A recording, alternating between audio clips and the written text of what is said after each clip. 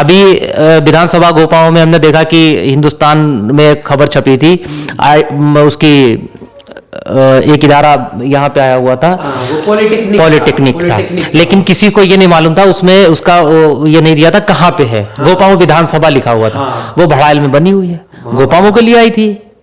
गोपाओं के अगर यहाँ के ये जनप्रतिनिधि, हमारे यहाँ बेरोजगारी की सबसे बड़ी बुनियाद ये है कि एक ही रोजगार से सारे लोग जुड़ जाते हैं। जनता को यहाँ की जो पढ़ा लिखा युवा है वो खाली जय हिंद जय भारत न करे, उसको ये देखे कि हमारा फ्यूचर क्या है इनके साथ में। नौजवान बेरोजगार के साथ सबसे बड़ी समस्या ये है कि वो एक तो बेरोजगार है, दूसरे वो नशेड़ी होता जा रहा है या किसी बुरी लत में पड़ जाता है, जिससे जो घर में। अब यहाँ पे अगर नेताओं की बात करें यहाँ के, तो वो ऐसा सोए हुए हैं कि हर 5 साल के बाद वो ऐसा लगता है कि खेती अब तैयार हो गई है और अब 5 साल के बाद सिर्फ उनको काटना है।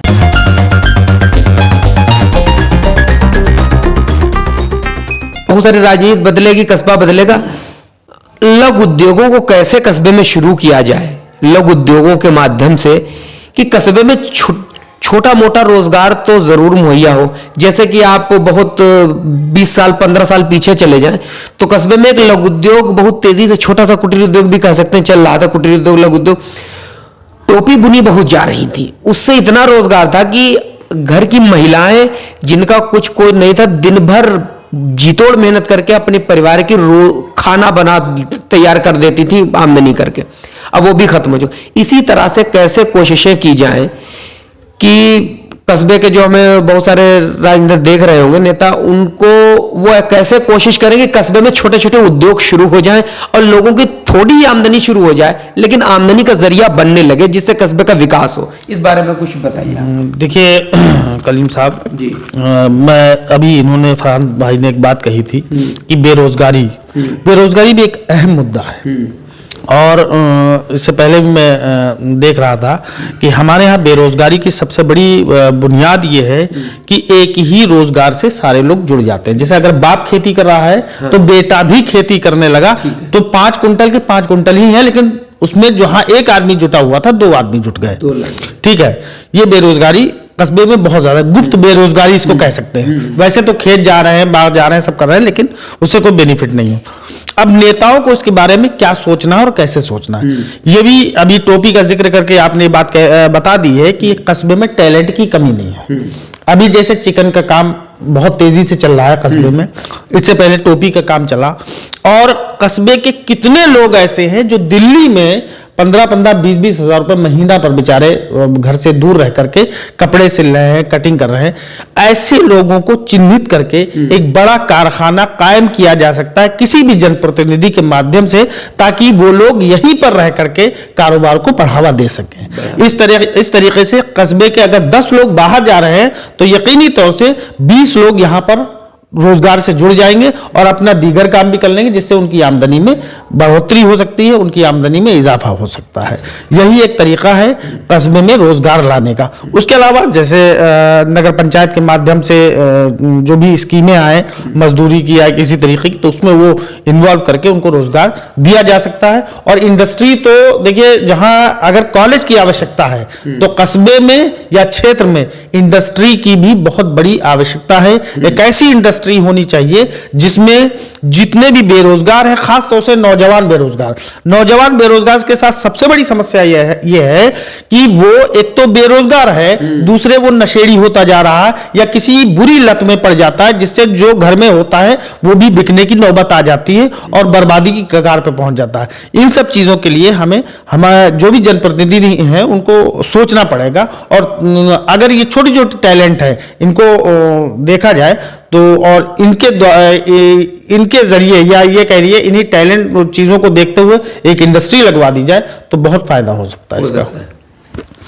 पर भाई, रोजगार के बारे में आपसे भी कुछ पूछना चाहूँगा, मुख्तसर थोड़ा सा मैं पूछना चाहूँगा कि रोजगार के बारे में कुछ कैसे किया जा सकता है, थोड़ा सा ऐड करके बताइए, जिससे कि जो हमें देख रहे हो सकता है उनके अंदर वो चीज़ आए, क्योंकि देखने से सुनने से बहुत सारी चीज़ आती है। कुछ रोजगार के बारे में ज़रूर बताएं। देखिए, रोजगार की जब आप बात पूछ रहे हैं तो यहाँ पर खेती का भी बहुत बड़ा एरिया है। लोग, क्योंकि भारत देश ही लगभग 60% के ऊपर खेती किसानी पे आश्रित है। इस वक्त कुछ लोगों ने गन्ना भी कर रखा है, कई लोगों ने कई सारी फसलें कर रखी, लेकिन इस वक्त हम लोग जो यहाँ पे खेती का अगर रोजगार देखें तो उसमें सह खेती भी कर सकते हैं अगर वैज्ञानिक पद्धति पे हम आ जाएं, क्योंकि बेरोजगारी फैल रही वो अलग चीज़ है, लेकिन आप क्या सोचते हैं?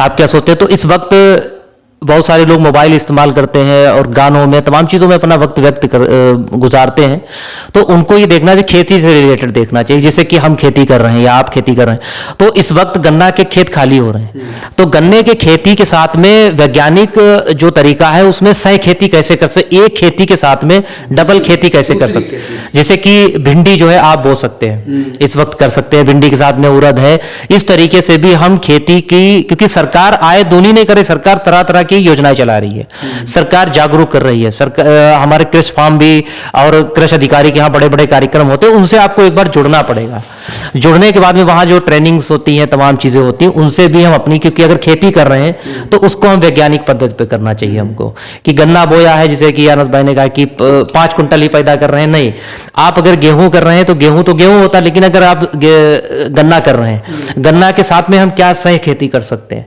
एक बार में इसको बोया है तो अगली बार में हम फसल को बदलना चाहिए। नई टेक्निक जो है किसानी की वो भी कस्बे में आनी चाहिए, जिससे कि रोजगार के साधन बढ़ेंगे, अर्निंग ज्यादा होगी, अर्निंग आप अपनी बढ़ा सकते हैं। दूसरी चीज, अभी यहाँ पे जो पढ़ा लिखाई हुआ है वो टेक्नोलॉजी से बहुत दूर है अपने यहाँ। अगर आप बस स्टॉप पे जाएं तो यहाँ पे आप देखें कि अगर कोई अच्छी नई गाड़ियां जो इलेक्ट्रॉनिक्स की निकल के आ रही हैं, होल कंप्यूटर, तो अगर यहाँ पे आप जाएंगे तो वो एकदम जीरो है।